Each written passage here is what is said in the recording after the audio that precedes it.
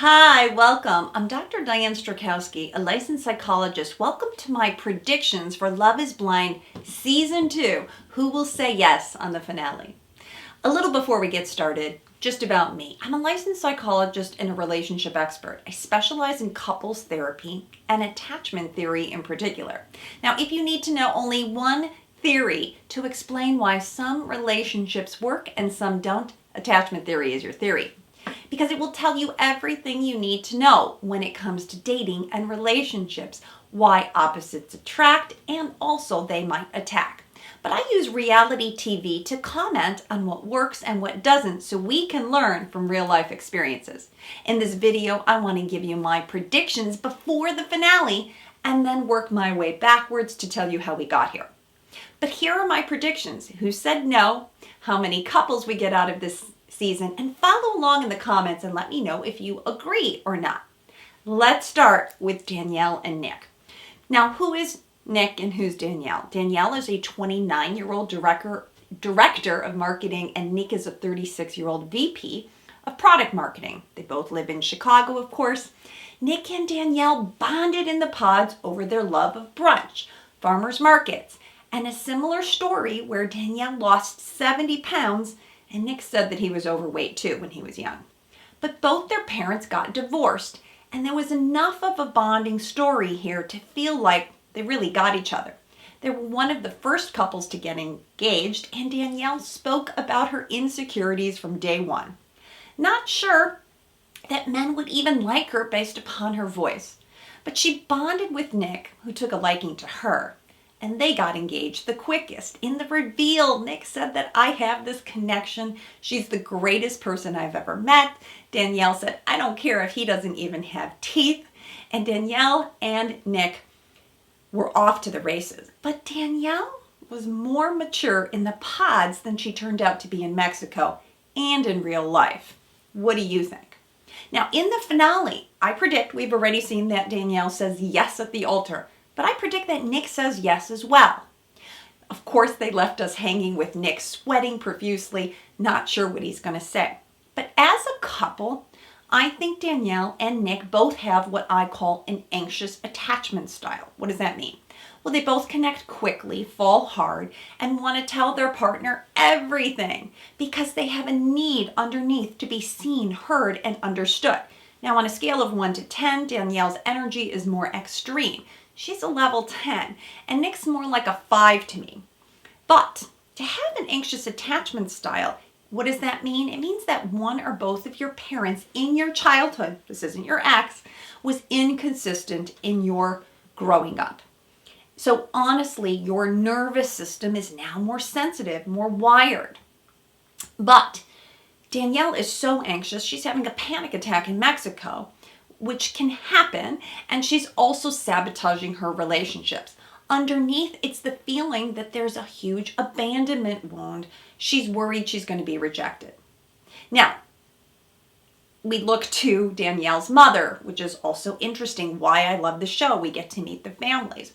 Well, you see that the mother, in all fairness, she's a bit all over the place too, and when it comes to this family, they lack boundaries. Let's talk about your sex life at brunch with the kids. Now, Nick's family, he's also the anxious type, but his presentation is a little bit different, right? But his mother says, you never got over my divorce, and the sisters are cold. They throw Nick under the bus, disclose that he's OCD, that he showered twice. Now, I think Nick says yes because he's ready. Because timing in his life, he's 36. He's convinced himself that he's not everyone's taste. He says this early on. And when two people are anxious, they feel like, oh, finally I've met someone just like me. Let me know what you think about Danielle and Nick. Do you think it's going to be a yes for Nick? All right, let's move on to couple 2, Natalie and Shayne. I have to tell you, I actually really like this couple very much. I think they were really fun to watch. Natalie's 29 years old. She's a consulting manager. Shayne is a 32-year-old realtor. Now, at first we meet Shayne and he's silly, goofy. He's really more sexualized in his energy, right? Asking all the women what they're wearing and talking about sex. He even says, I'm like Beetlejuice. He calls himself a tool, but he's high energy and extroverted. And you get the sense that maybe he's been a player, right? And when Shayna calls him out, he pushes back. Hey, that's weird. Now, who is Natalie? Natalie is more reserved. And in the pods, her energy is very different, right? She grounds Shayne in a very different way. She's stable, mature, and a good listener, as I said, at least in the pods. Now, my prediction is that Natalie says no and Shayne says yes. Let me know what you think. Well, because as a couple, they're a classic opposites attract situation. This is what worries me and why some people might feel blindsided. And I actually think that Shayne's going to feel blindsided by Natalie here. Because Shayne was pretty out there. What do I need? Affection, attention, compliments. He said that. And I think Natalie gave that to him in the beginning, right? She said, you're my only, you're my top choice. And he loved that. He was eating it up. But then when they were in real life, she backed off because now Natalie's getting information. What? We both sleep on the same side of the bed and you eat late night snacks and you don't have a 401k? My God, you could just see Natalie rolling her eyes thinking, oh my God, I don't know if I signed up for this. Everyone else loves them as a couple, right? Because they are fun and they're playful and Natalie is really outgoing and extroverted herself. But here's why I think this is going to be a no. Because Natalie is close to her mother. They are a tight family and the mother slapping her hand when she saw her ring, for me, that was the moment I knew. That was a no-go. Shayne, on the other hand, just lost his father, right? He's got some grief. I think he really did appreciate and really does love Natalie and respect her. But I don't think Natalie respects Shayne the way that she needs to. And I think she's also said things like, these are my worst nightmare. And after all, Natalie's a little bit picky, right? She talked about the guy who wore jean shorts and that wasn't right. And when she's talking to her friends, it feels like she's trying to talk herself into it. So as a couple, they're the classic opposites attract. I feel like Shayne also has a lot of anxious, angry kind of energy, right? He really, again, needs to be seen, heard, loved so much. And Natalie feels either secure or a little bit more on the avoidant kind of quiet side, right? And I think she just doesn't understand someone like Shayne. It's like, oh my God, you're so needy. I don't want to do that. I'm not that kind of PDA person, and she tells us.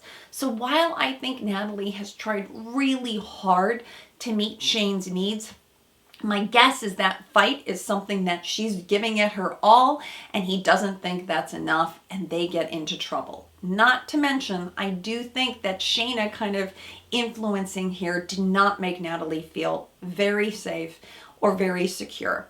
But that is why I give this couple a no-go. Because she's more independent, maybe more secure, and Shayne to me feels like his neediness is just going to get to her. And exactly, because the mother will tell her, sweetheart, you don't have to go through this. Now, let me also predict this. What we might see is maybe similar to Jillian and Damien, right? When they separated at the altar, but they still dated. Who knows? All right, so couple number 3, Jarette and Illyana. Jarette is a 32-year-old project manager and an entrepreneur. Illyana is a 27-year-old program coordinator. I believed somewhere where they worked with adoption. How cool is that? Now, in the pods, I think that Jarette and Illyana, they bond around their desire for children, if you really listen. Illyana says she wants 4 kids. Jarette is ready. That's music to his ears. But this is where things get interesting when we talk about Illyana's history. And it's not an easy one. So Illyana was raised by her biological mother until she was 9, but then she moved in with her godparents. Then the godparents adopted her. And you hear that this is an early start. I'm beginning to wonder if there wasn't some trauma there. And we did talk, and she did, Illyana, talk about her sexual trauma when she was 17 years old. Now, Jarette, interesting enough, had his own trauma, right? He had been stabbed. But otherwise, it sounds like Jarette comes from a pretty secure family. And Jarette likes football, softball leagues. He's very extroverted. And Illyana is pretty introverted. Now, when it comes to my prediction about this couple, I think Jared's going to be a yes and Illyana's going to be a no. Why do I say that? Well, I think as far as couples go, they're another example of opposites attract. I think Jarette is ready. He was ready either for Mallory or Illyana, and when a man is ready, he's ready. Oftentimes the women will not feel special though, but he is so certain that that's what he wants. Now, why I think Illyana is going to freak out and she's going to get cold feet is because she doesn't feel like she can really trust him, right? She's mentioning that she's bringing it up to him when they're having dinner. She's talking about, is it just me kind of freaking out? And I think she's tried so hard at the beginning to be this cool, laid back, kind of fun girl. I love her energy. But she really is an introvert and she worries what differences they have. They also feel like they're at different stages in their life, right? Illyana's going back to school, getting her master's degree. Even though she says she wants children, I think that's going to be a ways off. Jarette, to me, feels like he is a little bit more established. Having said that, he knows that he too needs to pull it together. He's staying out way too late with his friends, and I think this creates some jealousy. He's also got a bunch of these exes, right? Like the jewelry box from the ex, and I think that just makes Illyana feel really insecure. And I can't say I blame her, right? Because there's some reasons there. The fact that he was so into Mallory, and then I thought, my God, if she's going to watch this back, that would be very hard to see. So I like them both very much. Like, I really want to root for this couple. When they met Jared's parents and they were talking about that story and communication, I really felt my heart melting for them. But I just think that they are too different. That Jarette is too big an extrovert. He likes to do things, again, like sports. And I don't think Illyana really likes those things. She feels of a very different kind of sensitive type, but I just don't see that there's really being enough there. So unfortunately, I think trust is going to be the big issue, and I think Illyana is not going to want to talk about this. She's just going to bolt and leaving Jarette at the altar with his minister father. So the trauma catches up to her, and I think that's going to be a really difficult one. So now what can I say about couple number 4, Mallory and Sal? Another couple that I really want to like, but if I had to sum it up, Mallory just isn't into Sal. What do you think? Who is Mallory? She's a 32-year-old communications manager. Sal is a 31-year-old executive assistant / travel agent. So they join in the pods because of their similar heritage. Now, I know you're not supposed to talk about that, but how can you not? Because they have this in common. And Sal's voice, if you just listen to it, it's very sultry. And Mallory's confidence and her sweetness is what drew them together. But even when they were playing the Never Have I Ever, and Mallory was asking these more provocative kind of sexual questions, I got the feeling that Sal was just a lot more conservative. My prediction is that Mallory says no, and Sal might say yes, but I get the feeling that they respect each other enough that they've had this conversation that she goes first and then he says no also. I also get the feeling that he knows he's trying so hard with the singing and the romancing her, and she doesn't want to embarrass him. Remember, also Mallory is afraid about talking about things in depth. She said that in the pods. She would prefer not to have these kind of conversations. And she really tries to talk herself into liking Sal. She does. Now, when it comes to attachment styles, Sal, to me, feels a little bit on the anxious side also, right?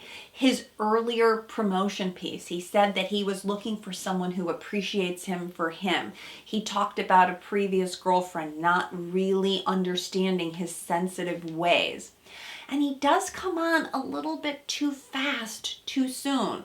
I also worried about some boundaries, right? Like, I'm not sure how big a story this was, but with this other woman sort of hanging around, I thought, Sal, did you not land that plane first? What's happening? Mallory, on the other hand, feels to me also like an opposite, a little bit more secure or even on the cool, independent side. As I said, she doesn't like to talk about things, but she's confident in her life, she's established, and she's more of a guy's guy, right? I think that Mallory wanted to love the idea of Sal, but the reality is somehow his voice didn't match up with what he looked like. And I got the feeling that she was disappointed just then. And she usually goes for guys more like Jarette, right? More like the extroverted guys who love the games. And so I've got an interesting prediction about that.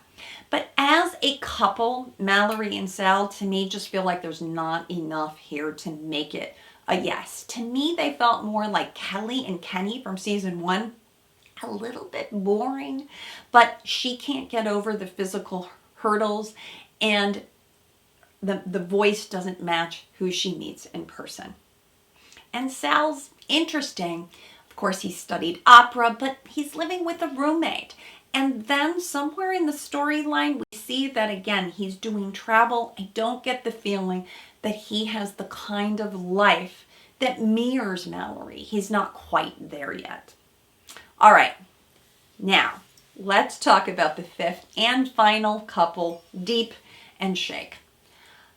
I love them too, actually. I have to tell you, I was so hopeful for this couple that Shayne was going to mature, and we're seeing him mature, but I just don't think we're going to get there fast enough. Who are they? Shayne, he's a 33-year-old vet. He lets us know that he's a vet. He's trying to start up his own practice in Chicago.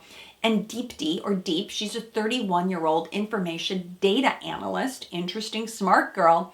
I really like both of them individually. I'm just not so sure about them as a couple. Now, Shayne is certainly an acquired taste, and a lot of the other women were sort of turned off by him because he leads with something pretty provocative, right? That I only date blondes, and he's asking women sort of what they weigh and can you fit on my shoulders during a festival. But I give Shayne and Deep some kudos, because how do they join in the pod? They join with two realizations. One, that they both are Indian and have never dated another brown person. And two, the realization that Shayne might have some body issues he's hiding behind also, which I thought was a fascinating storyline. Now, in all fairness, though, we see Shayne trying to grow. He admits himself that he might have some issues and that he's judged people superficially before. So, right, you want to get behind his story, the story of growth.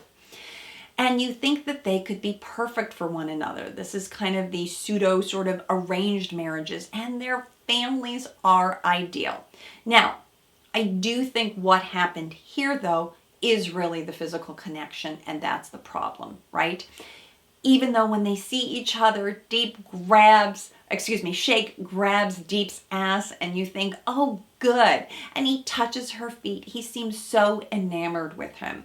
But I predict that neither one of them is going to say yes. It really just depends on who goes first. I think that Shayne, because he can't quite get over this idea that Deep reminds him of an aunt, it's just going to be a big no for him. He has had passionate sex. We don't know how great that's been, but I think he's holding that out. And for me, I think that Deep herself feels like he's not all in. Now, for me, the first signs of trouble were in Mexico, where the friction starts. Because Deep is so excited, right? She starts talking about kids in the hot tub, and you could visibly see Shayne retreating. He's thinking, oh crap. And you got the sense that Deep is sensitive enough. She senses this. But my sense is that he still couldn't quite get over that. But he's giving her mixed messages because he says, I really want to fall in love emotionally first and then physically. But the physical isn't missing. Even Shayne, who I thought this was a big growth piece, says, Shake, you got to get over yourself and you got to push through that. But here's an interesting psychological concept you may never have heard before. It's called the Madonna whore complex, right? Have you heard of it? It's the inability to maintain sexual arousal within a committed, loving relationship. What do you think of that? The Madonna whore dichotomy is men who perceive women as nurturing, but sexuality as mutually exclusive. So they kind of endorse the patriarchy, but show lower relationship satisfaction. So the problem is Shake sees Deep as nurturing, but he doesn't see her as sexual. And in his mind, there's an exclusivity here. This is going to be something that he has to resolve, because you have to be able to see a partner as nurturing and sexual at the same time.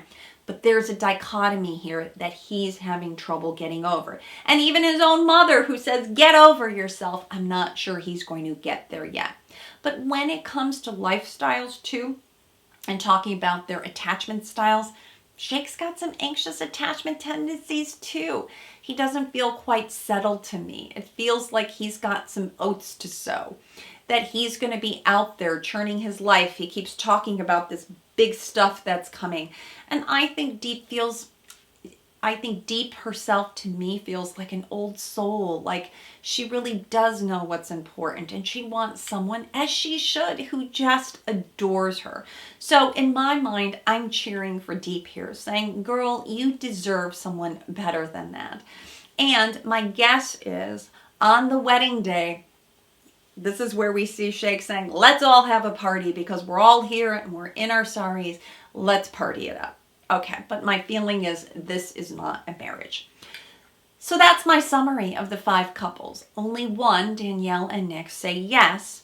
And the other 4, unfortunately, I think are no's. I could be wrong though, and I love to see it after the fact. But when it comes to Danielle and Nick, I also would highly recommend that those 2 get into couples therapy. Now, I do have some hope for Danielle because I saw somewhere on social media that she herself said even this experience has brought out the worst in her. And that's when it comes to attachment style, what happens. You only see someone's true attachment style when they're in hot water. And that's why we see the stress bubbling over. Now, I have a prediction here. I would love to see Jarette and Mallory. And I'd love to see Shayne and Shayna. Because in the pods, there was undeniable chemistry in both these couples. And I think if Jarette and Illyana don't work out, and if Sal and Mallory don't work out, and they're both free agents, wouldn't that be interesting? Because I think Mallory and Jarette are a lot more similar in terms of their likes, in terms of their interests, and in terms of where they are in their life. And I think Shayne and Shayna would give each other the verbal affirmation that they need. They're both really sexual people and really have fun energy. Now, I don't know if that would be stabilizing enough, but I would be curious what would happen there. Now, we do know from Netflix that there's going to be a season 3, and I'm really sorry we don't have more successful couples, unlike Lauren and Cameron from season 1. But how did we get here anyways? Let me just back up a little bit. So how do people even sign up for Love is Blind? Well, you heard me talk about a lot of people who have an anxious attachment style. And of course, to them, it's going to be really appealing. But we got here because people are so frustrated with online dating. And in some ways, it sounds lovely to think that in 4 weeks, your problems would be solved with all the stresses that go through with dating, investing time in someone, and it not working out. But here's the things I want to just go over. What I do love about the show is the show eliminates some of the problems with online dating, right? Because it eliminates the paradox of choice. What is that? The paradox of choice says that with the more choices you have, you end up choosing none. But by narrowing it down to 15 choices, that's actually a reasonable amount of people. And with the dates that are quick from the beginning and get longer over time, and it being mutually agreed upon, I thought that was a really nice thing. Also, what I love is that everyone on the show lives in proximity to one another. Unlike other reality shows where one person would have to move, I think that's really complex. So I love that they create safety. These are all serious players here. There are no players because everyone has to agree to want to be married. You have eliminated the paradox of choice, and geographically you've made it more appealing. So stay tuned though to my follow-up and see how accurate my predictions are. Leave me a comment and let me know, and subscribe to my channel to learn more about attachment styles. Thank you. Dr. Diane here.